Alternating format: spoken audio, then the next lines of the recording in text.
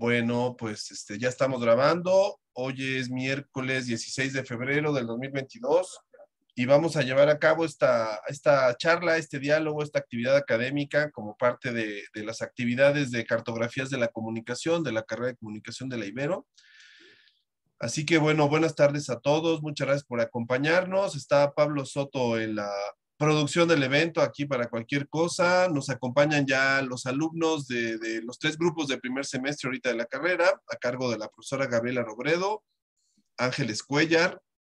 Y bueno, también nos acompañan otros colegas y profesores de otras áreas y departamentos de aquí de la Ibero que estuvieron interesados en escucharte. Antes de presentarles y darle las gracias a Juliana Fanjul por haber aceptado conversar con nosotros, les quiero comentar que, bueno, hicimos esta actividad a las 3 de la tarde justamente porque Juliana está en Europa, está en Suiza y, bueno, ella está en un horario diferido, allá son 7, 8 horas más que nosotros, entonces pudimos lograr coordinar este horario para que no fuera tan tarde para ella y nosotros estuviéramos cerca del horario de nuestra clase, así que te agradecemos mucho, Juliana. Ustedes, o las personas que han tenido oportunidad ya de ver el documental de Silencio Radio en los cines, en las salas de cine, pues seguramente tendrán algunos comentarios o preguntas. Esta serie de conferencias, Juliana, te platico, tienen el objetivo de acercar a los alumnos de primer semestre Ay, a gracias. identificar pues las experiencias profesionales de personas que están en diferentes áreas o campos del área de comunicación en todas sus ramas e industrias.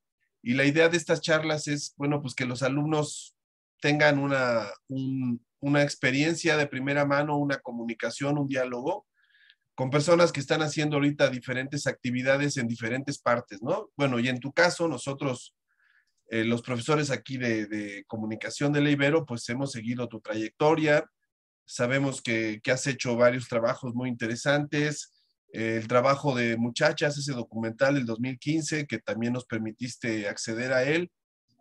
Recuerdo yo haber escuchado una entrevista que te hicieron en Radio Francia Internacional justamente sobre ese proyecto.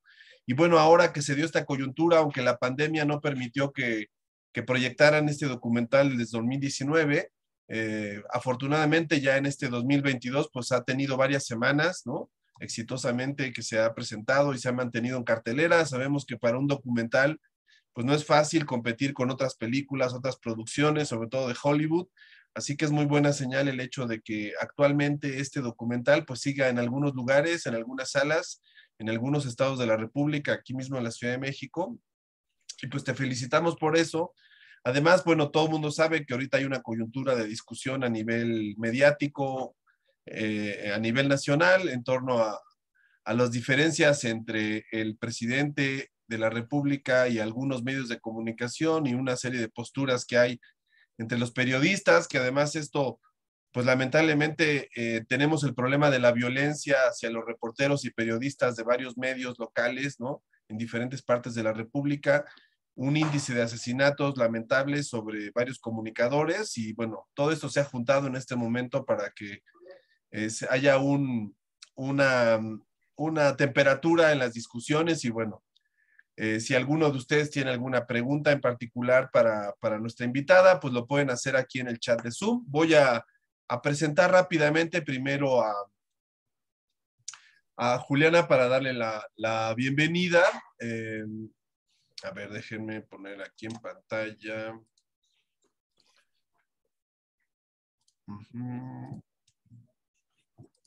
Vamos a ver. Aquí está. Bueno, Juliana Fanjul, ella se formó en México, se ha formado en México, en Cuba y Suiza en realización cinematográfica.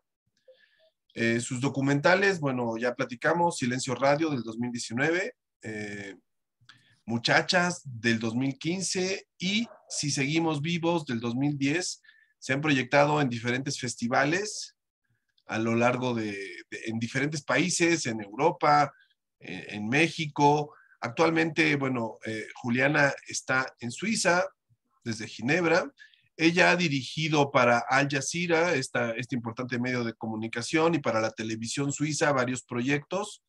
Actualmente está por presentar un trabajo hecho justamente para la televisión pública de Suiza, que ojalá nos puedas platicar de ese proyecto.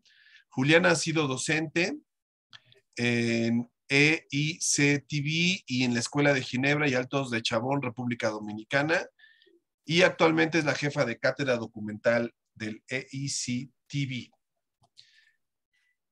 Pues bienvenida, Juliana, te cedemos la palabra para que saludes a las personas que nos están escuchando y viendo. Bueno, buenas tardes, buenas noches acá. Mil gracias, Samuel, Pablo y a los que han organizado este encuentro. Nada, es un honor y un orgullo muy grande poder intercambiar con ustedes, los estudiantes de la carrera de la que yo también fui parte hace ya algunas primaveras, pero con muchísimo gusto de poder regresar de alguna forma virtual a la casa donde todo comenzó.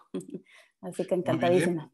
bienvenida. Pues si quieres podemos empezar así con algo más anecdótico de tus recuerdos o tu experiencia aquí como estudiante de la carrera de comunicación. ¿En qué medida la formación o lo que tú aprendiste o viviste en la Ibero te ha permitido, te ha ayudado, te ha posibilitado desempeñarte profesionalmente como lo has estado haciendo en los últimos años en el mundo del cine?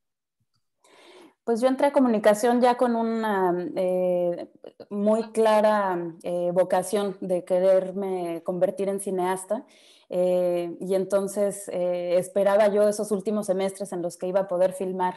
No sé si todavía lo hacen, pero se filmaba en 16 milímetros y eso era mi sueño total, ¿no? Sufrí algunas de las materias que había que cursar, pero me acuerdo a mi padre diciéndome, creo que lo que te gusta es ir al cine y no tanto estudiar cine o volverte cineasta. Entonces, por favor, estudia algo que valga la pena y que te dé después base para poder trabajar. Y si realmente resulta que lo que quieres es ser cineasta, pues lo podrás hacer después. Y eso fue como lo hice. Me titulé de la carrera con un cortometraje en 16, que fue un placer inmenso, y justo en el momento en el que el cine estaba cambiando hacia lo digital. Entonces recuerdo como con mucho, mucho cariño esos semestres en los que estuvimos tocando la película y descubriendo todo lo artesanal, ¿no? que puede ser el cine. Y nada, cuando salí de ahí, tuve la necesidad de ponerme a trabajar, incluso siendo estudiante. Mi papá falleció y bueno, se vino un golpe durísimo para mí a los 21 años de repente descubrir de la noche a la mañana lo que significaba ser adulta. Y creo que fue una gran fortuna haber estado en ese momento en la Ibero, porque a través de algunos conocidos me puse a trabajar como asistente de dirección y durante 8 años más o menos logré mantenerme así y sobre todo logré descubrir lo que es la industria y trabajar en equipo, y pues qué sé yo, conocí a muchos cineastas, fotógrafos, productores, en fin, gente que hoy todavía está muy, muy activa en la industria cinematográfica en México. Me permitió además conocer el país entero. Viajé todos los estados de la República para filmar diferentes, tanto publicidades como en su momento también un par de ficciones. Entonces, siento que esos años me permitieron romper una burbuja de la que yo venía y que seguramente muchos de los estudiantes de primer semestre también, ¿no? Venimos de esferas, de familias que de alguna forma tienen recursos para pagar esa educación en la Ibero. Y sentí que esos años que siguieron a mi paso por la universidad me permitieron romper esa burbuja y descubrir un México muy distinto, ¿no? Al que yo había visto cuando niña o hasta esos primeros años de mi edad adulta. Bueno, culminó finalmente ese deseo de especializarme en cine a través de descubrir la escuela, la EICTV, es la Escuela de Cine de Cuba. Y algunos años después de haber terminado la Ibero, logré pasar el examen para que me admitieran durante 3 años en la Escuela de Cuba, y ahí fue cuando empezó realmente mi pasión total por el género documental. Fue ahí que lo descubrí y ahí que confirmé que eso era lo que me quería dedicar. Ya no te Estaría doy muy más bien tiempo. que nos platicaras, Juliana, gracias. ¿Por qué elegiste esta experiencia educativa posterior a la carrera en Cuba, para que los alumnos también identifiquen esto. Y bueno, ¿qué fue lo que aprendiste ahí? ¿Cuáles fueron tus vivencias? Tenía yo ganas de salir de México. De alguna forma sentía que eso podía enriquecer muchísimo mi formación. Y bueno, y soy alguien que desde muy joven, quizás por venir de una familia de refugiados españoles de la guerra civil, eh, y un poco como me crié, tenía yo como un rechazo de irme a escuelas en Estados Unidos. Y luego, bueno, por un poco la crisis familiar tras el deceso repentino de mi padre, pues era inviable, ¿no? Pensar en irme a una escuela en Estados Unidos. Tenía yo como un deseo así muy grande de conocer Cuba desde algunos años atrás, y alguien en algún momento me contó que había esta escuela mítica fundada por Gabriel García Márquez, en donde había una convergencia de estudiantes de muchos países, de hasta 25 países en una generación, sobre todo latinoamericanos. Y tenía yo también ya un espíritu latinoamericano muy despierto. Y entonces fui en algún momento a tomar un taller de un mes para ver si era lo que quería yo hacer, y pues me fascinó el proyecto, poder conocer a tanta gente de tantos lados y de nuevo abrir los ojos al mundo. Y entonces, bueno, finalmente me aceptaron en la especialidad de documental, y ahí me quedé los 3 años. Un parteaguas total, creo yo, no solo en mi formación, en mi profesión, pero también como ser humano. Una escuela muy, muy humanista, que creo que también de alguna forma se comparte con la Ibero. Juliana, y en esta experiencia, después de haber pasado por ese proceso de aprendizaje ahí en Cuba, ¿cómo fue ya después en tu trayecto profesional la llegada a ahora donde estás en Suiza? ¿Cómo fue ese paso? Es muy importante para nosotros que los alumnos tengan una visión global, universal, que abran sus ojos más allá de nuestro propio territorio. Y bueno, escuchar esta experiencia de tu parte, pues seguramente será enriquecedor para ellos. Pues de nuevo, tenía yo esto muy, muy metido en la cabeza, que era muy bueno estudiar la carrera en México y luego intentar hacer un posgrado fuera de México. Y a mí lo que me sucedió después de Cuba es que descubrí cómo era vivir como una mujer libre, o sea, en un país muy, muy seguro. Y ese fue como un gran descubrimiento de mis 3 años en Cuba. Había yo sufrido un secuestro express en un taxi en algún momento en la Ciudad de México, poco antes de ir a Cuba, que me marcó muchísimo. Estuve como 45 minutos con 2 tipos que me encañonaron y me llevaron con los ojos cerrados, quién sabe por dónde en la ciudad, hasta que vaciaron mis tarjetas. Y pues significó un trauma, ¿no? Duro. Y de repente, dentro de esos 3 años que estuve en Cuba, un día a las 2 de la mañana bajaba yo en las islas de edición que estaban en el campus de la escuela, después de haber estado editando un cortometraje o lo que fuera, y me acuerdo muy bien de bajar las escaleras a las 2 de la mañana y darme cuenta, no tengo miedo. Y eso fue algo que dije, uff, lo quiero continuar, quiero continuar sintiendo este sentimiento de no tener miedo. Entonces fue difícil volver a México inmediatamente. Fue un año tras mi titulación en Cuba, en donde volví a México, pero no me hallaba yo del todo, y entonces conseguí una beca para venir a Suiza. Tenía yo ganas, después de Cuba y después de México, de probar el primer mundo. No sé, creo que algunos de los que, ¿no? De los que venimos de países en vías de desarrollo, para no llamarlo de otra forma, tenemos ganas de ver cómo es en los países donde hay una calidad de vida mejor y donde, no sé, lo máximo posible. Y surgió esta beca un poco por casualidad, y me aceptaron en un máster que duró 2 años. Y aquí lo que aprendí fue una profesionalización, sobre todo para introducirme en el mundo, en la industria aquí, en el mundo profesional. Y entonces, bueno, de alguna forma me fui quedando, porque cuando terminé el máster me salió un trabajo y me salió otro, y empecé a dirigir documentales para la televisión. Habían vacantes y había carencia y faltaban, qué sé yo, gente que estuviera dispuesta a hacer ese trabajo, por fortuna mía. Y a pesar de, desde el 2011 que estoy aquí, tener una nostalgia profundísima por México y no estar del todo satisfecha con estar aquí, algo, cada vez que me quiero regresar hace que me siga quedando, ¿no?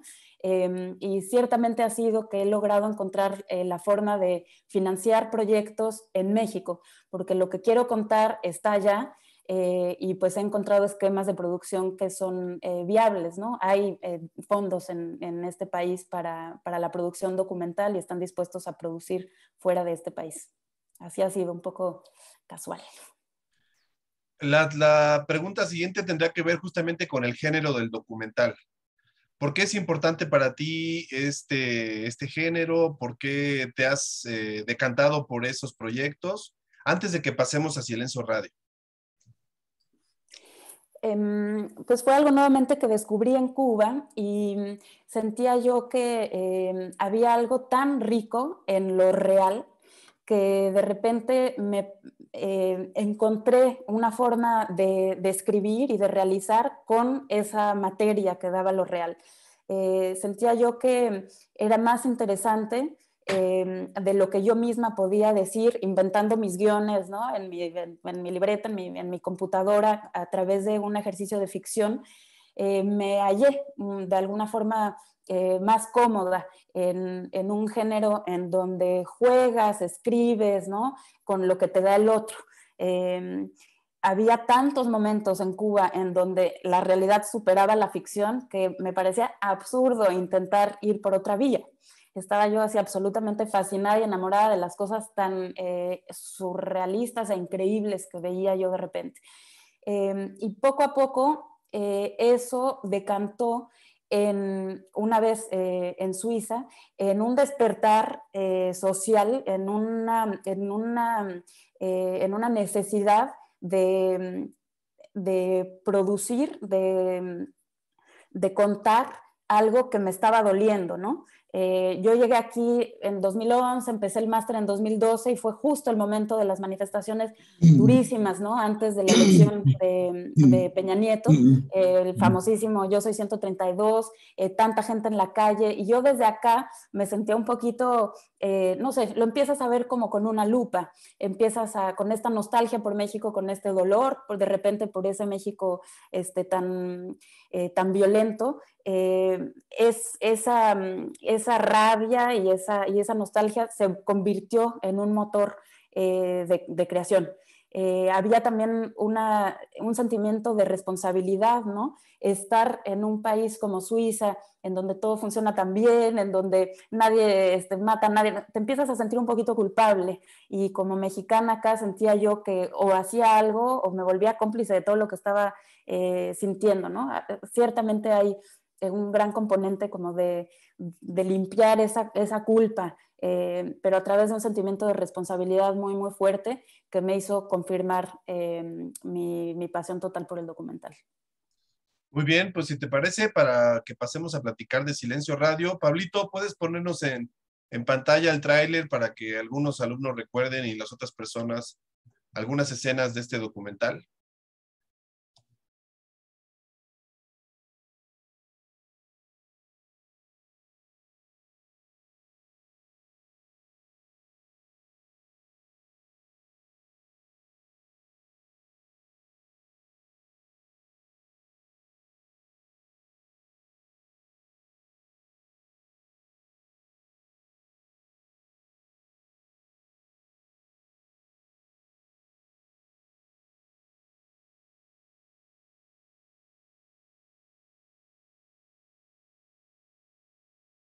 Estamos decidiendo reabrir nuestra transmisión para dar cuenta de una noticia trágica. Han asesinado a un gran colega, Javier Valdés, un periodista de excepción. ¡Justicia para Javier! 2 años antes de que asesinaran a Javier, decidí buscar a Carmen, pues acababan de censurar su programa de la Radio Nacional, privándome, como a millones de mexicanos, de mi derecho a escucharla.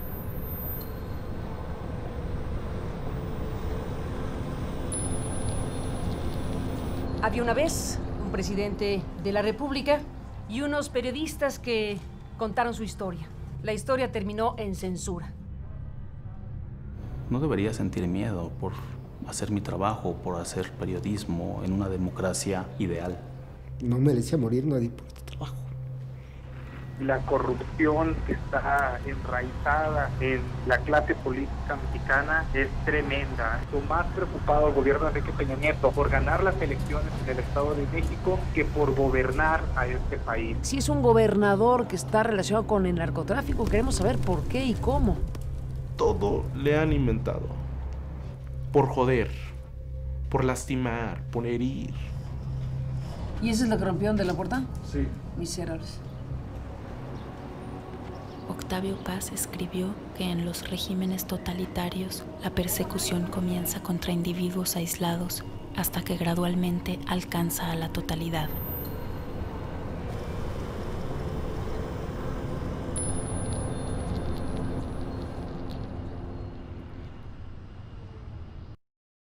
Fíjate, hay varias cosas que se cruzan, ¿no? Esta semana. Acaba de ser el Día Mundial de la Radio, el domingo. Estamos justamente, como decíamos, en esta coyuntura de la discusión que hay en México sobre pues no sé, los señalamientos del presidente en torno a ciertas figuras del periodismo crítico, entre comillas, ¿no? O que critican sus posturas. Y también está pues esta estadística terrible que es una vergüenza para nuestro país, pero bueno, así estamos en las noticias a nivel internacional con los ataques a periodistas, los crímenes a periodistas, ¿no? Entonces a lo mejor sería bueno primero escuchar una reflexión de tu parte sobre qué te permitió la realización de este documental para conocer mejor el ejercicio del periodismo o los riesgos a los que se enfrenta un periodista, porque en Silencio Radio, de manera muy interesante, tú nos dejas ver a una Carmen Aristegui que por momentos se ve vulnerable, que uno se la imagina detrás del micrófono como una persona muy fuerte, ¿no? Pero en el documental tú nos dejas ver un aspecto de su trabajo profesional que no se había podido ver con esa calma, ¿no? En estos minutos del documental. Entonces, a lo mejor, quizá podríamos empezar con una reflexión de tu parte sobre ese punto. Bueno, es compleja la pregunta, pero quizás lo que puedo decir es que yo llegué a filmar a Carmen en un momento en donde no había programa, ¿no? Fueron 22 meses que duró su silencio. Llegaban ataques, no todos los días, ¿no? Pero muy seguido. Llegaban notificaciones de una nueva demanda, de repente tiradas así por la barda de su casa. Llegaban mensajes que la amenazaban, ¿no? Como en algún momento se muestra en el documental. Estaba ella sin oficina, estaba desmoronándose su equipo, o sea, acababa realmente de caer, creo yo, de un momento en donde estaba en total seguridad, con el programa más escuchado de radio del país, que era la primera emisión de MBS, con un equipo de investigaciones especiales muy, muy sólido, financiado, ¿no? Entre quizás ella a través de Aristegui Noticias, pero ciertamente MBS, y de un día para el otro encontrarse pues con nada. Quizás es un poco exagerado decirlo así, pero la caída fue brutal. Entonces yo me encontré con Carmen en ese momento. No me encontré con la Carmen todopoderosa de unos días atrás. Me encontré con un equipo fragilizado, con un equipo tenso, ¿no? En donde estaban continuamente buscando una estrategia para defenderse de los múltiples ataques, pero poniendo también, creo, en marcha una estrategia para protegerse de otros ataques que pudieran venir y que eventualmente podrían ser incluso más fuertes. Y entonces, bueno, decidí ponerme a filmar sin saber exactamente cómo iba a estar construida la estructura de la película, y lo que en algún momento descubrí que fue realmente lo que me permitió desatorar una serie de cuestiones que tenían que ver con la escritura de un guión y con de qué va la película para lograrla financiar, en fin, fue que Carmen iba a seguir trabajando, no se iba a parar, ¿no? Ella iba a seguir investigando, iba a seguir publicando, y entonces iba a seguir incomodando a terceros, y que esos terceros iban a seguir reaccionando, y las reacciones implicaban un nuevo ataque. Y eso fue muy fuerte, o sea, entender que el mecanismo funcionaba así de alguna forma de un golpe contra golpe, o sea, que no había posibilidad de que ellos simplemente publicaran sin que hubiera una reacción y a ver de qué iba a estar hecha esa reacción. Eso fue muy revelador, ¿no? Porque por supuesto que cada decisión con respecto a cada investigación y a cada publicación, pues tenía que estar tomada de forma muy, muy sólida porque inevitablemente iban a venir ataques. Entonces, ¿cómo blindar un reportaje? ¿Cómo hacer las cosas de forma a evitar, ¿no?, los daños colaterales? Eso me parece que fue una revelación interesante de cómo trabajaba ese equipo, pero de cómo creo cualquier periodista tiene que ver su trabajo. No es simplemente, pues hoy se me antoja, ¿no?, que esto es de interés público y entonces lo lanzo, ¿no? No estoy segura de cómo funcionen en todos los países, pero ciertamente pues los ataques no son de ese nivel en otros países como México. Claro. Varios alumnos nos han preguntado, te quieren plantear la pregunta más o menos similar en relación al proceso de filmación y los retos. Por ejemplo, algunos alumnos preguntaban, ¿con cuántas personas hiciste la filmación cuando estuviste en las oficinas de Carmen Aristegui? ¿Qué fue lo más difícil a lo que te enfrentaste durante este proceso de filmación? Bueno, filmamos siempre 3 personas. Yo dirigía y producía un poco, aunque hay unos productores ejecutivos, por supuesto, arriba de mí, digamos, que fueron los que buscaron junto conmigo el financiamiento, pero al terreno ellos nunca fueron. Y luego un fotógrafo, a veces, cuando hubo dinero, cuando estuvimos en etapa de desarrollo, que normalmente yo no se suponía que estuviera filmando, no iba a desaprovechar la oportunidad de filmar a Carmen si me estaba abriendo la puerta de su oficina. Entonces, por momentos fuimos 2, yo con la cámara y un sonidista, y por momentos 3, cuando hubo más dinero. Y hacia el final tuvimos también una figura de asistente de producción, que fue muy puntual para buscar como algunos permisos, para hacer como algunas cuestiones ahí de logística, en fin. Pero principalmente 3. Y así es como filmo todo. Creo que una de las máximas es que tenemos que caber en un coche. No puede ser más un número mayor a los que pueden entrar en un coche. Aquí tenemos ya una primera pregunta en el chat. Nos preguntan en relación a tu vínculo con Carmen Aristegui. Dice, a mí me gustaría, pregunta Julia Espinosa, me gustaría saber qué tan difícil fue acercarse a todo un personaje como Aristegui en una postura en la que ella estaba en ese momento.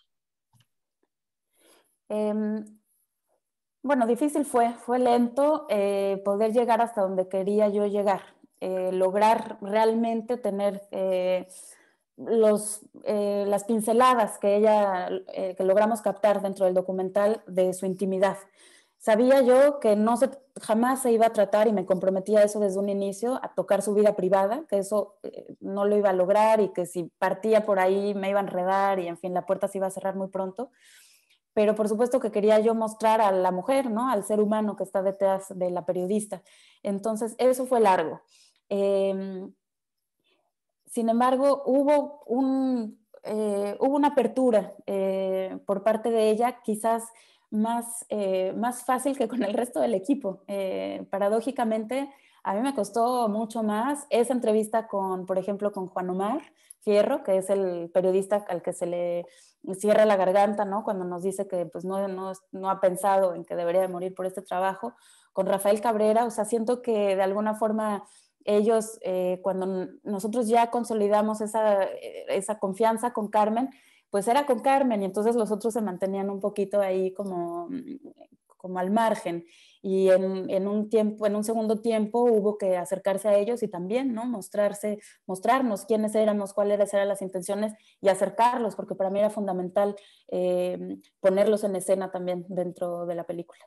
¿Cuánto tiempo te llevó ganarse su confianza o que te tuvieran cierta familiaridad para que los filmaras así de manera tan íntima?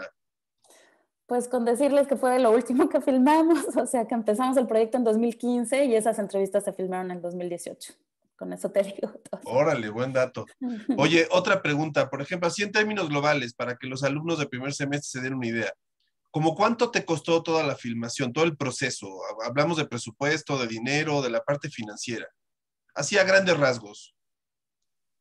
Bueno, el presupuesto de esta película, siendo una película en donde Suiza es el principal productor, ¿no? Aquí buscamos todo el dinero, no buscamos dinero en México, aunque hay un coproductor mexicano. Y el presupuesto es de aproximadamente 500,000 euros. Eso es un presupuesto, digamos, normal para un largometraje que está destinado a los cines y a la televisión en Suiza. Y obtuvimos todas las ayudas que solicitamos. Son ayudas cantonales y ayudas federales. Y fue dinero que se fue consiguiendo paulatinamente. Entonces nosotros arrancamos más o menos una etapa de desarrollo con más o menos $20,000 y con eso subsistimos alrededor de 2 años. En esos 2 años, pues no ganamos absolutamente nada, ni los productores, ni yo, ni el fotógrafo, ni el sonidista, y pusimos todo eso en función de poder viajar a México, de alojarnos ahí, de tener equipo, para poder estar con Carmen y con el equipo y que yo pudiera escribir una carpeta, ¿no? Meternos a ver cuál era el día a día y escribir. Y ese trabajo duró pues un buen 1 año y medio, 2. Una vez que tenía yo como ya algunas ideas, lo que hicimos fue ir a un taller como de desarrollo, de escritura, con una maestra magnífica que se llama Marta Andreu. Ella organiza en diferentes momentos del año talleres de escritura, y fue a través de tallerear el proyecto con ella que logramos dar como un siguiente paso para consolidar ya una carpeta, y con eso fuimos a por el último pedazo, que era ya la producción. Y luego, bueno, la parte mexicana consistió en un apoyo fundamental, que fue encargarse de toda la liberación de los derechos de los archivos. Hay prácticamente un 15% de las imágenes de la película que son material de archivo, y pues había necesidad de contratar a una experta, una abogada maravillosa, que fuera archivo por archivo a buscar la fuente, a pagar los derechos necesarios o a negociar que nos los autorizaran, y en ese aspecto los coproductores mexicanos fueron fundamentales. Juliana, después de esta filmación y ahora que estás haciendo tus proyectos, ¿cuáles dirías tú que son las nuevas habilidades que los estudiantes deben de ir desarrollando para que cuando lleguen a un momento de trabajo profesional, como en tu caso, puedan tener eficiencia en lo que se planteen? ¿Qué habilidades crees tú, ahora que tú te has enfrentado a todas estas experiencias, que los alumnos deben de cultivar? Estando tú desde allá ahorita en Suiza, con todo lo que has vivido en los últimos años. Pues creo que una cosa fundamental es, y ayer lo leía como unas cosas, memes o no sé qué cosas que publicaron, no sé si en Facebook o en Twitter o qué, que lo decía Guillermo del Toro, y yo decía, exacto, es lo que acabo de decir, escuchar su propia voz, o sea, encontrar su propia voz, que es lo que uno tiene que contar.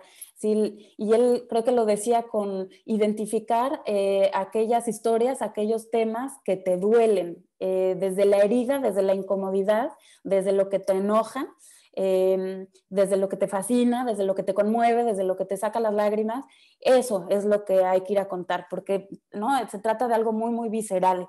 Finalmente, se trata de encontrar su propia voz, se trata de sentirse cómodo, se trata de que como autor logremos ser únicos dentro del mundísimo que somos, porque finalmente nos dedicamos un montón de personas a esto, ¿no? Entonces, ¿cómo encontrar esa singularidad? Es algo difícil, es algo que lleva tiempo, ¿no? Porque hay que vivir, y pues cuando uno tiene 18 años no forzosamente ha vivido mucho todavía, ¿no? Para saber cómo se posiciona uno, qué mirada puede tener uno sobre el mundo. Entonces, ser lo más honesto posible me parece que es esencial. Algo que yo he intentado hacer, que me enseñó un maestro en algún momento, ha sido trabajar con los mejores, rodearse del mejor equipo posible para el proyecto en cuestión. Creo que solemos, los estudiantes de comunicación o de cine, trabajar con nuestros amigos, y a veces nuestros amigos no forzosamente son los mejores para X proyecto. Y a veces resulta que sí, que el mejor para tal proyecto, el mejor fotógrafo, el mejor sonidista, aparte de todo, es nuestro muy buen amigo, ¿no? Pero ir y apuntar hacia los mejores ha sido una gran enseñanza. Y 1,000,000 de cosas más, pero bueno, quizás lo limitamos a ese par. Sí, muy bien. Aquí hay varias preguntas, pero te hago una que nos mandaron los alumnos. ¿En algún momento sentiste peligro cuando filmaste algo del documental de Carmen? ¿Hubo algún momento de inseguridad o en el que te sintieras algún tipo de peligro en esos momentos difíciles cuando estaba la censura en pleno? Sí, hubo dos momentos que de hecho están relatados en la película. El momento en el que volvimos de Washington, hicimos un viaje a Washington con Carmen a la Comisión Interamericana de Derechos Humanos. En ese momento había gente dentro de los invitados como representantes de la sociedad civil que trabajaban para Artículo 19, esta organización que protege el trabajo de los periodistas y de los activistas en diferentes países. Y alguien de Artículo 19 se me acercó y me dijo, oye Juliana, si van a estar filmando esta película te recomendaría que tengan mucho cuidado, un perfil muy bajo, ¿por qué no cuando regresemos a México nos vienen a ver y les ofrecemos un curso para seguir un protocolo de seguridad y que se cuiden porque las cosas no están para menos? Y volvimos de Washington y al llegar a mi casa, porque es el departamento en el que ha vivido mi familia 35 años, la puerta estaba con claras señas de que alguien había intentado entrar. Entonces, pues ahí se me congeló la sangre porque acabábamos de comenzar el rodaje de la película. Había sido el primer momento en el que nos habían visto en público. Me había alertado alguien de Artículo 19 con respecto a eso y era como todo iba muy rápido, ¿no? Digo, yo no era ingenua y sabía en dónde nos estábamos metiendo, pero fue muy pronto. Y aunque siempre repetiré, no puedo asegurar que se debió, esa puerta prácticamente rota, no, que se debió al trabajo que estábamos haciendo, pues uno hace la correlación inmediata, ¿no? Ese momento fue tenso, de que se pueden meter aquí, nos puede pasar algo. Y a mí, sinceramente, lo que más me preocupaba es que me robaran mis discos duros, porque estaba yo apenas empezando a consolidar esa relación de confianza con Carmen y con el equipo. Y si pasado mañana eso aparecía publicado en no sé dónde, pues significaba el final de mi trabajo y significaba poner en riesgo también el trabajo de ellos, ¿no? Que nos estaban abriendo esa puerta y nos estaban dando esa confianza. Entonces, bueno, el tema de los discos duros para mí se me volvió una paranoia total. Los escondíamos en todos lados, hacíamos copias, llamé a la embajada suiza para ver si los podíamos viajar por valija diplomática y sacarlos en fin, eso es lo que me preocupaba realmente muchísimo. Y en un segundo momento, ya cuando tuvimos más dinero de producción, contratamos a un chofer que nos iba llevando por los diferentes lugares en la ciudad. Y en Artículo 19 también nos recomendaron no tener al mismo chofer durante mucho tiempo, sino ir cambiando de chofer para que una misma persona no tuviera mucha información y proteger también a ese chofer, ¿no? No ponerlo en riesgo. Y invariablemente, en diferentes momentos, los diferentes choferes que trabajaron para nosotros me dijeron que nos estaban siguiendo y que los vehículos que nos estaban siguiendo eran camionetas sin placas. Y yo llevaba un diario, fue algo que también se nos recomendó, y empezamos a hacer la correlación y siempre cuando nos estaban siguiendo habíamos estado en algún lugar en público con Carmen, ¿no? La habíamos seguido a una conferencia, habíamos comido en un restaurante, o sea, a la que venían siguiendo evidentemente era ella. Y entonces, bueno, que supieran dónde vivía, pues claro, ahí empiezas a pensar en tu familia, ¿no? Empiezas a pensar, pues yo estoy dispuesta a una serie de cosas, pero pues no los demás. Había sido yo tremendamente discreta con mi familia, no tenían ni idea qué hacíamos, a dónde íbamos, cuánto tiempo iba a durar eso, qué hacían esos suizos en la casa, en fin. Entonces, pues ahí sí te pones a pensar como que no vaya a tener consecuencias con gente que no tiene nada que ver, ¿no? Esos dos momentos que afortunadamente no llegaron a mayores, pero que no son menores y por eso aparecen también en el relato, en la narración. Muy bien, mira, antes de abrir el micrófono a algunas personas que quieran quizá preguntarte de viva voz, aquí hay una pregunta de Regina en el chat. Dice, ¿cómo es que alguien primerizo en el mundo de la filmación puede comenzar a grabar o a filmar y producir sus propios proyectos? Dice, a pesar de que a ella no le interesa tanto la parte de los documentales, sino los largometrajes, ¿cómo pregunta ella, cómo le hago para llevar esas historias que me apasionan, los guiones y personajes que he escrito, a la pantalla? Bueno, quizás nada más decir antes que quizás hay una confusión con los términos entre documental y ficción, ¿no? Como dos géneros distintos, y luego la duración de cada uno de ellos, o cortometraje, mediometraje y largometraje. Entonces puede haber documentales de largometraje, y quizás a lo que se está refiriendo es más bien a dedicarse a hacer ficción. Yo creo que las escuelas son maravillosas plataformas para arrancar. Yo he pasado de una a otra y a otra, no solo porque porque estoy convencida de que mi formación podía todavía continuar y que hay muchísimo que aprender en la universidad, en las escuelas, sino porque son una plataforma de producción maravillosa, ¿no? Te ponen un deadline, te dan el equipo, te obligan a llevar un calendario y pase lo que pase, después de ese semestre, pues tienes que terminar con tu cortometraje, y eso fue lo que sistemáticamente, Muchachas es mi película de graduación del máster, yo no tuve que ir a buscar fondos ni apoyos ni a ningún lado. Entonces, Si seguimos vivos es mi tesis de graduación de Cuba. Entonces, bueno, los espacios de formación, no solo como puede ser en este momento la carrera de comunicación, pero existen otros espacios. Hay festivales, por ejemplo, que tienen convocatorias anuales o en fin, en donde están buscando a jóvenes realizadores, ¿no? Gente que está empezando y les gusta leer los guiones y acompañarlos a través de talleres puntuales de una semana, de 2 semanas, talleres de escritura, tanto en ficción como en documental.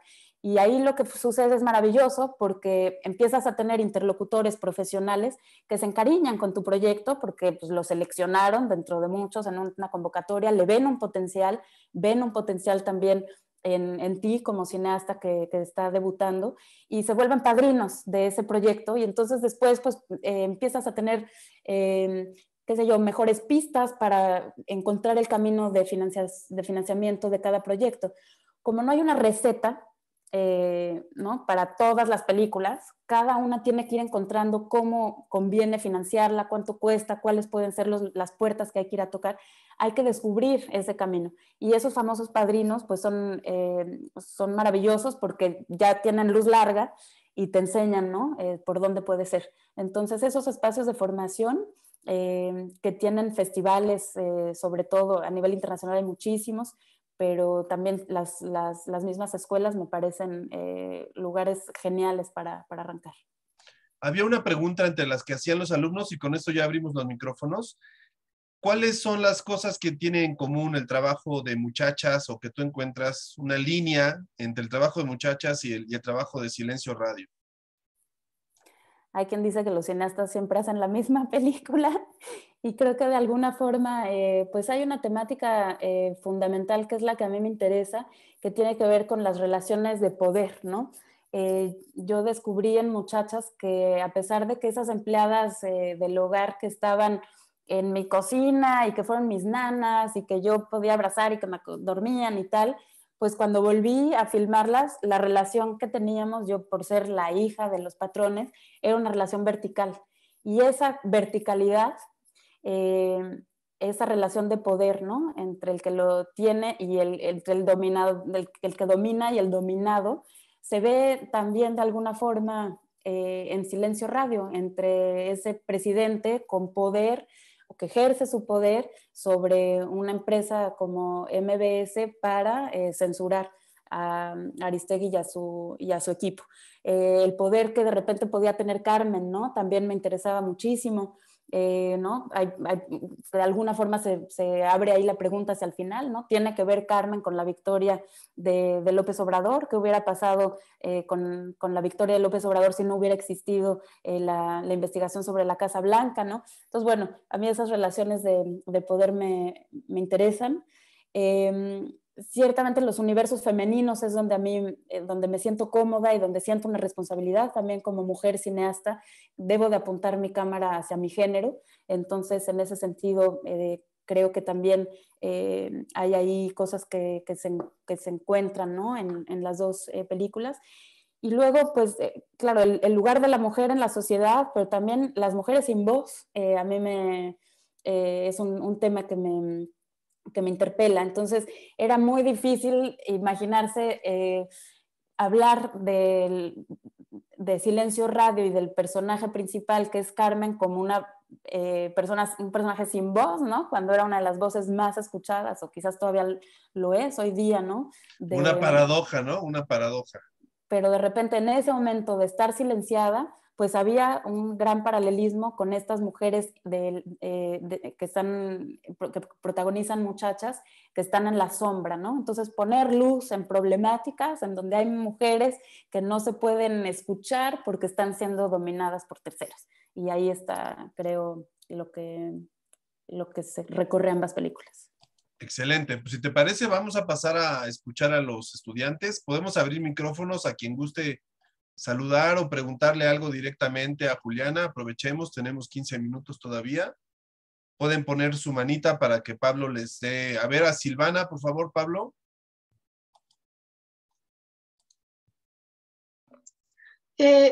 Sí, bueno, yo quería sobre todo preguntar algo sobre la película de Silencio Radio. ¿Cómo fue que se fue dando este tema, por ejemplo, del guión, ¿no? Nos comentabas de cómo al principio simplemente empezaste a grabar y poco a poco te empezaste a dar cuenta de cuál iba a ser digamos, la secuencia de la película, pero al final, ya cuando tenías todo esto, ¿el guión surgió como una especie de crónica o tú lo escribiste? ¿Cómo fue esa parte? Originalmente, cuando surgió la idea, digamos, de quiero hacer una película sobre el caso de censura de Carmen, sin conocerla siquiera, lo primero que hice fue escribir 2 páginas con una suerte de sinopsis, un poquito quizás abstracta, presentando de alguna forma al personaje de Carmen. Estaba yo escribiendo para una comisión que no es mexicana, ¿no? Que no tenía ni idea quién era Carmen. Escribí también cuál era el problema, ¿no? Un personaje, como se hace en cualquier guión de ficción, que de repente pues ve accidentado, digamos, su recorrido normal a través de la censura. Entonces contextualizaba yo también el momento mexicano con el ataque a la prensa, este presidente, ¿no? Del cual venía la censura, y en un momento en donde la libertad de expresión estaba más amenazada que nunca. Algo así como muy vago, una cuartilla. Con eso fui con los productores aquí y con eso logré tener el financiamiento para ir a México y encontrar a Carmen y empezar a ver. Y a través de ese primer trabajo de observación, logré que una cuartilla se convirtiera quizás en 4. Entonces ya tenía yo un poquito más de información. Cómo habla Carmen cuando estoy ¿no? fuera de cámara, digamos. Me llamaron la atención un par de cosas que dijo en ese primer encuentro. Me acuerdo que se fue, cuando terminamos nuestra reunión, se pidió un taxi, estábamos en la calle, pidió un taxi, no trae seguridad, entonces todos esos elementos, no trae guardaespaldas, no trae chofer, esos elementos los iba yo como anotando y con eso crecimos un poquito más la carpeta. Me metí a hacer un trabajo de mayor investigación sobre todos los archivos, ¿no? Cómo la violencia se iba a poder poner en escena, qué había dicho puntualmente Enrique Peña Nieto, en fin. Entonces eso se convirtió en una carpeta un poquito más larga, en donde todavía no había un guión propiamente. Con eso logramos desatorar, digamos, el dinero de desarrollo. Y con eso me fui un tiempo un poco más largo a México y yo empecé a filmar con mi camarita y logré pasar un tiempo mayor, logramos hacer ese viaje a Washington y pues me empecé a imaginar ya la película. Y entonces ahí sí lo que hice fue, lo que se hace en documental normalmente es una escaleta de alrededor de 15 páginas. Entonces la carpeta ya se convirtió en una cosa bastante más grande, ¿no? Ya un pitch de media página, una sinopsis de un par de páginas, una nota de intención de un par de páginas, un guión de 15 páginas, acompañado de todo lo que también tienen que poner los productores en la carpeta. Y hasta ahí llegó el trabajo de escritura. Lo demás fue terminar de filmar. Y la siguiente etapa de escritura fue en el montaje. Entonces lo que hicimos fue ver todos los rushes con la editora y tratar de ver con ese guión que yo había escrito de 15 páginas, confrontarlo a la materia que habíamos conseguido levantar y ver cómo podíamos readaptar ese guión. Y entonces hicimos lo que se llama un guión de montaje, ¿no? Después de ver el material, de visionar, mientras vas visionando vas tomando un montón de notas, haces un nuevo guión. Esa fue una tercera etapa quizás, y luego hubo que escribir toda la voz en off. Yo sabía que quería escribir la voz en off, pero no me adelanté a escribir una voz en off hasta la etapa de montaje. Y entonces ese fue un trabajo también largo y duro, encontrar el buen tono, encontrar las palabras, porque había momentos, había escenas en que no podíamos montar sin la voz en off.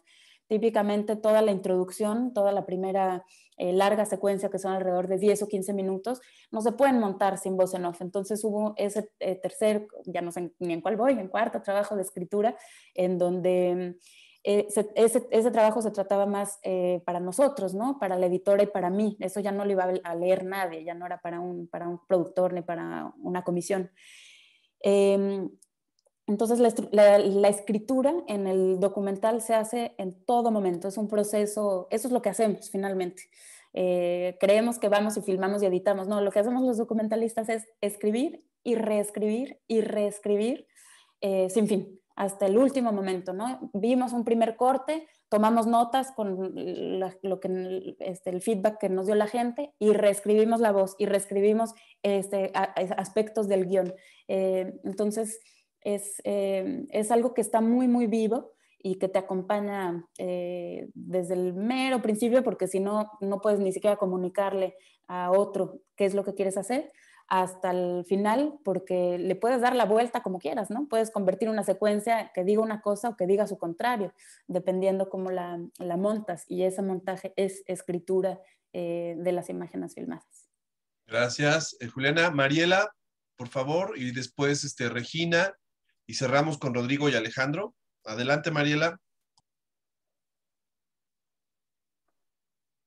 Pues yo quería agradecerle a Juliana por estar aquí con nosotros este día, pero también quería agradecerle por ser de esos productores que se atreven a hacer o a hablar de las temáticas como más prohibidas, ¿no? O más vulnerables o que te ponen más en riesgo, porque bueno, a mí me gustan mucho los documentales de la naturaleza, del mar o de otras cosas, ¿no? Temáticas que ciertamente serían un poco más fáciles de trabajar en este sentido, porque pues hablar de, no sé, de la censura y de todo esto relacionado a la política, a la corrupción que existe en nuestro país, pues es realmente poner tu vida en riesgo, como los periodistas hoy en día. Entonces, nada, agradecerle por ser de las personas que tocan estos temas de conciencia y responsabilidad social, igual por tener esta empatía tan grande con su género, con las mujeres, por ser de las pocas personas que se podrían preguntar qué está pensando mi muchacha o cómo está viviendo ella, ¿no? Desde su punto de vista. Entonces,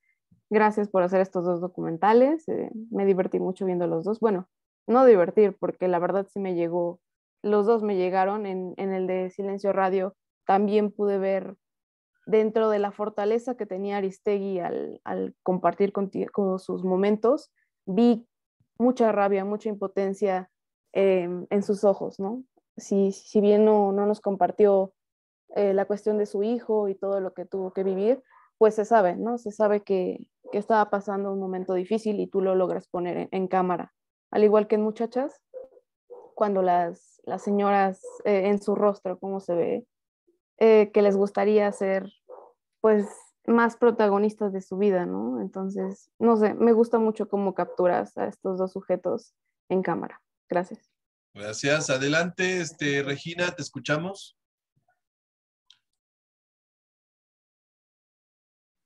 Sí, justo yo quería decir algo similar, que muchas gracias por venir y tomarte tu tiempo, que me imagino que estás muy ocupada con todos tus proyectos nuevos, que agradecerte de que viniste a darnos una plática hablando sobre tu documental y que justo casi no mucha gente se atreve a hablar de eso.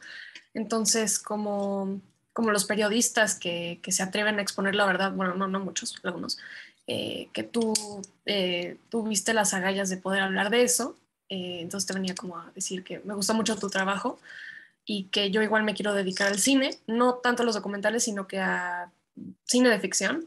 Y mi pregunta para ti era como eres igual egresada de la Ibero, ¿cómo fue más que nada la carrera como más adelantado? O sea, como si ya te especializaste más en filmación y así en lo que era, o sea, como van avanzando los semestres, si ya era como más especializado y si te gustó y qué hacías y cómo lo hacías. O sea, ¿cómo era de estudiante después de pasar ciertos semestres para llegar al subsistema de cine? Eso que le digas a Samuel. Perdón, es que sí. Bueno, yo fui mucho más feliz conforme fui avanzando. esos troncos comunes, y había clases que me costaban muchísimo trabajo, pero decía, bueno, ya llegará el momento en donde las materias sentía yo pues tenían más que ver con lo que me interesaba, así que aguanten que se pone mejor. Y bueno, yo lo que hice fue que me puse a trabajar en paralelo con la carrera, más o menos en quinto semestre. Fue una cosa de necesidad, como lo dije al principio, pero que me ayudó muchísimo. Y logré, o sea, iba yo a la Ibero de 7 a 11, corría yo a la oficina, me pasaba yo todo el día ahí trabajando y luego volvía de 6 a 10 a terminar las materias de la noche.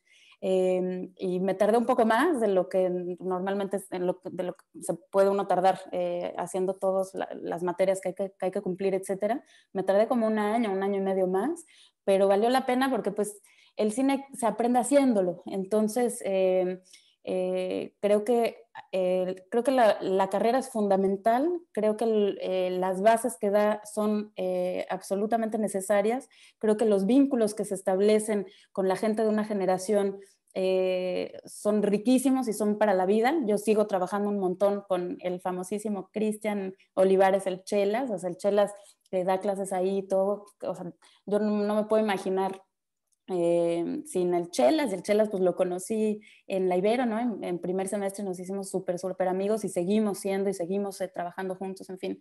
Entonces, poder pertenecer a una generación, eso solo te lo da el paso por la escuela, por la universidad, pero el cine se aprende haciéndolo, o sea, tristemente no se puede únicamente aprender en el aula, entonces hay que combinar, creo yo, el ejercicio práctico sin dejar los estudios. Y creo que ayuda también muchísimo eventualmente a hacer un posgrado. Siento que hay un montón de cosas muy interesantes, pero para ser cineasta, sea de ficción, sea de documental, hay que tener cosas que decir. Y entonces, para lograr decir esas cosas, hay que vivir, y hay que leer un montón y hay que estudiar un montón, porque si no, pues así como el borras no sale. Entonces, Oye, en esta parte, Juliana, de estudiar y de leer, que es una cosa que tú sabes, le ponemos mucho énfasis, ¿qué cosas te hubiera gustado profundizar más que tuviste oportunidad en la licenciatura, pero que por diversas razones, pues por las cuestiones que ya nos platicaste, no pudiste profundizar y que después de haber salido de la carrera te hubiera gustado aprovechar más, que la Ibero te ofrece o que te ofreció en aquel momento de tu etapa universitaria?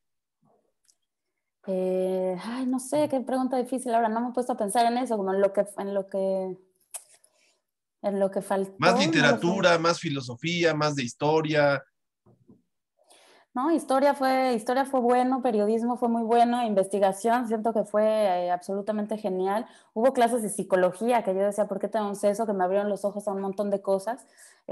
Había como algunas materias de integración que me costaron a mí un montón, no sé si sigan estando en el plan de estudios, ¿no? Sí, claro. Pero bueno, los ejercicios prácticos quizás llegaron hacia el final. Y de los ejercicios prácticos aprendí muchísimo y sí llegaron ya bien tarde, entonces pues en el Inter se coló mucha gente o sea, que se coló, se fueron, ¿no? No terminaron junto con nosotros. Y esos ejercicios me parece que son súper estimulantes y de los que uno aprende un montón.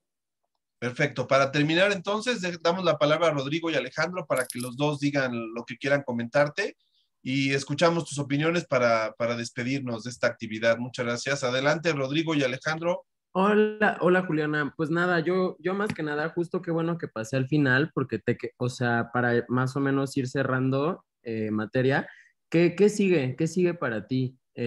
También te quería preguntar, ¿cómo sientes que recibe Silencio Radio el público? Más que nada, muy conciso. Alejandro, también, ¿qué te parece? Escuchamos la de Alejandro. Alejandro, ¿estás? Sí. Bueno, mi pregunta es sobre, o sea, no sé si han visto ahorita en las noticias que ha salido todo el tema de cómo AMLO le pidió a Loret de Mola que el SAT investigara sus cuentas y solo por haber investigado todo lo de la casa de su hijo. Y como periodista quería preguntar, bueno, para ti, o sea, ¿qué opinas sobre esta situación, no solo en un tema personal, sino también en cómo se conecta con la situación de Aristegui? Muchas gracias. Adelante, Juliana. Bueno, primero yo estoy contentísima con haber podido por fin estrenar Silencio Radio en México. Es una película que hice para que se viera allá, además por supuesto de que se viera en otros países, pero tenía yo una ilusión enorme de que llegara ese momento y pues se tardó los 2 años de pandemia. Y he recibido pues comentarios maravillosos y oportunidades como esta, ¿no? De poder estar intercambiando con estudiantes, con diferentes, qué sé yo, públicos.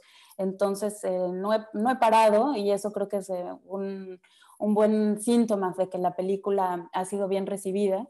No me meto demasiado a las redes sociales a ver los jitomatazos y las mentadas de madre que muchas veces creo que van sobre todo dirigidas a Carmen, porque pues está entre que una campaña puesta en marcha, no tengo ninguna duda de ello porque se ha comprobado desde hace tiempo, no tiene que ver con estas últimas semanas, pero además por gente pues que simplemente no simpatiza con ella y eso es totalmente legítimo, ¿no? Y que al atacarla a ella pues de alguna forma ataca la película, pero bueno, no me atardo demasiado, digamos, en eso.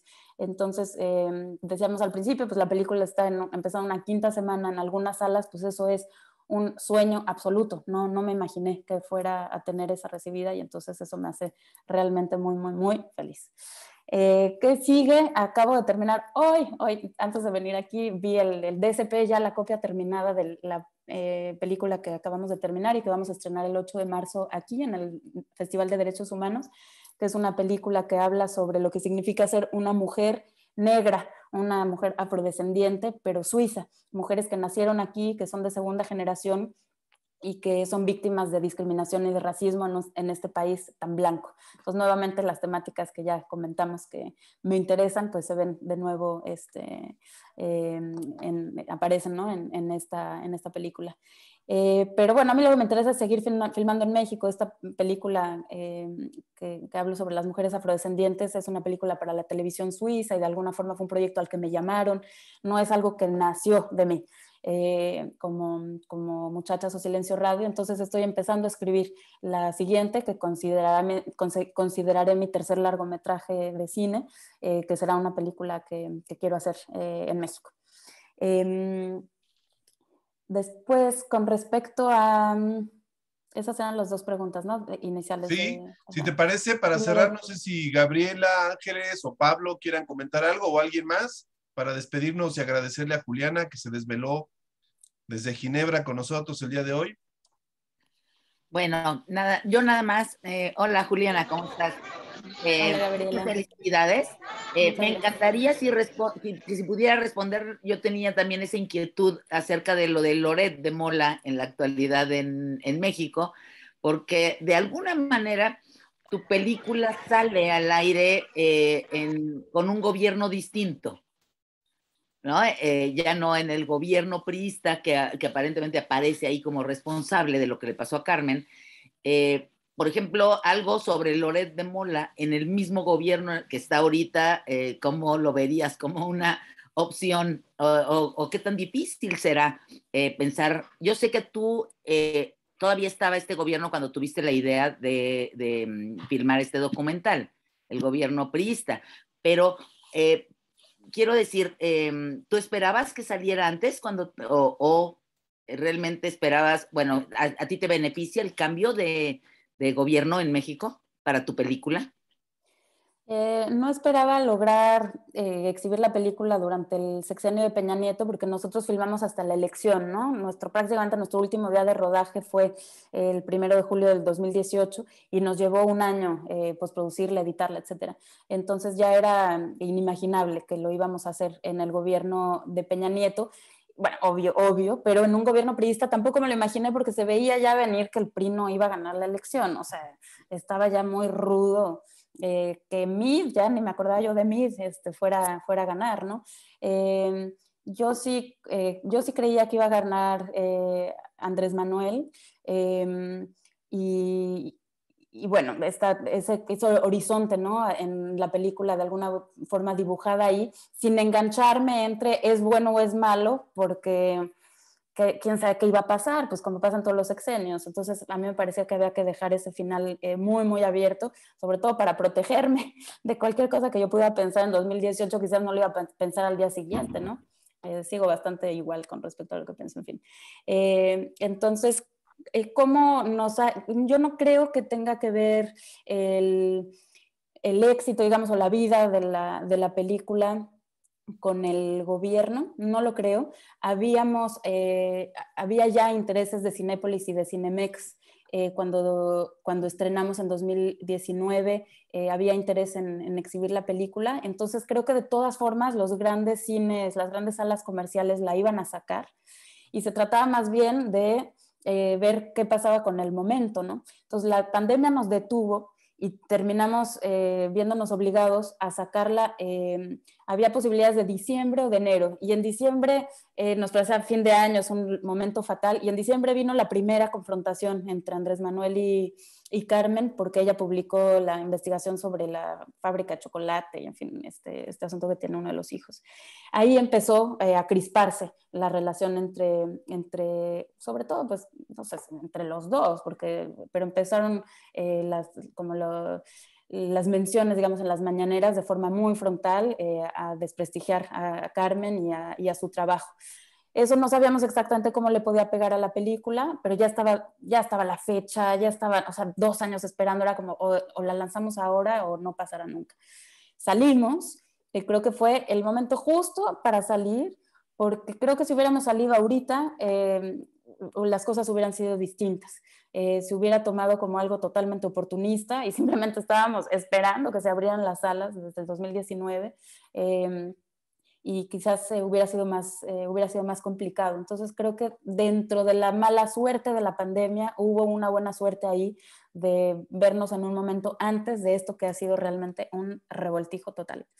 Y nada, para ser como muy, muy escueta y muy rápido con respecto a lo que pienso, que era la pregunta anterior sobre la situación actual, creo que hay que redefinir un montón de términos, y eso es un ejercicio padrísimo que se puede hacer en la universidad, ¿no? ¿Qué significa el derecho de réplica? Porque lo toman unos y otros como si fuera cualquier otra cosa. Hay que regresar a las definiciones, ¿no? ¿Por qué algo es de interés público? ¿Qué significa que un medio esté financiado y por qué? ¿Cómo buscamos el hilo de quién nos está realmente compartiendo la información y con qué objetivo? Por supuesto que hay que preguntarse ese tipo de cosas, ¿no? Independiente, ¿qué significa realmente independiente? Ahora, el presidente ha hecho una serie de cosas en las mañaneras que rompen la ley. Eso no nos toca ni a mí ni a nadie decir si está bien o está mal. No, eso es ilegal, ¿no? Pero siento yo, dentro de la cacofonía que hay en las redes sociales, que algunas cuestiones muy, muy elementales que tienen que ver con la definición de ciertas cosas que tienen que ver con el periodismo, se están perdiendo, se están deslizando, y parece muy fácil abanderarse con que esta sea la nueva definición, ¿no? Las clases de ahí de ética, pues me parece que hay materia ahorita para debatir y para reflexionar, y es un ejercicio fundamental que hay que hacer, creo yo, cuando se está en estos espacios, para poderse posicionar, para ser activos y no para ser de la manada que van ahí retuiteando otra cosa que leí que está interesante, dándole like a quién sabe qué. No, o sea, hay que pensar y hay que inventarnos de alguna forma también nuestra democracia, ¿no?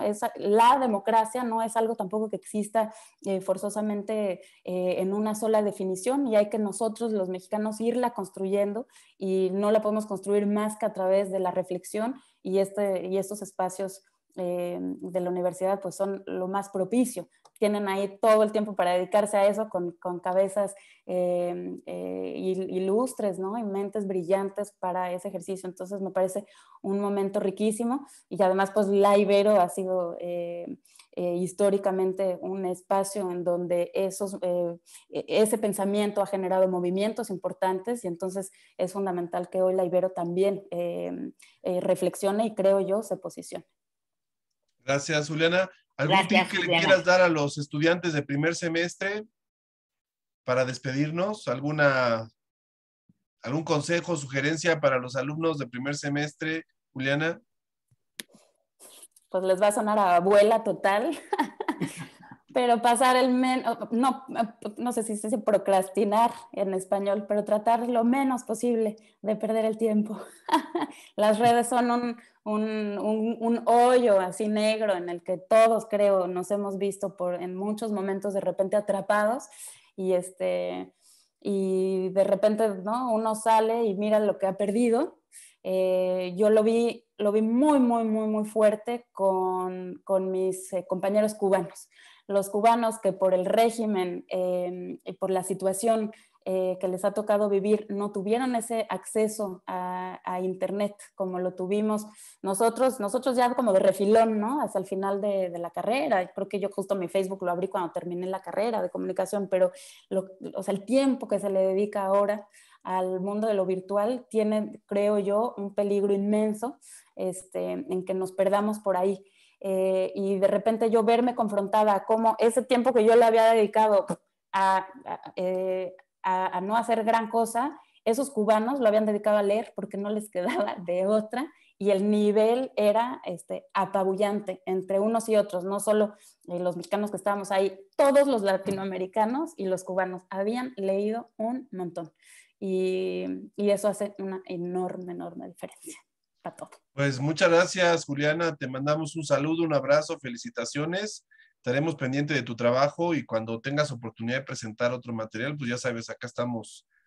Tu alma mater acá te espera pendiente de lo que hagas. Muchísimas gracias. Qué gusto inmenso. Y nada, yo también aquí a la orden. Buenas noches hasta allá, hasta Suiza. Saludos a todos los estudiantes. Gracias, Ángeles, Gabriela, Pablito, y a todos los alumnos que se conectaron y personas que nos siguieron. Buenas tardes, muchas gracias.